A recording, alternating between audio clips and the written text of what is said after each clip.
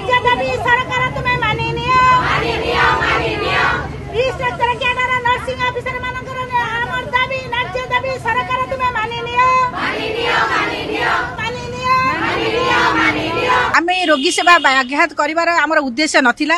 आमे बहुत दिन है दाबी देला परे हमर सरकार किछि सुनि नथिले।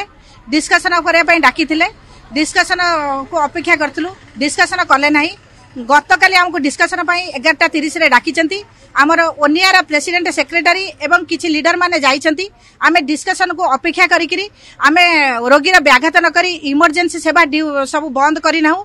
कैजुअलिटी आईसीयू रिकवरी रे पिला माने मोर ड्यूटी करूचंती।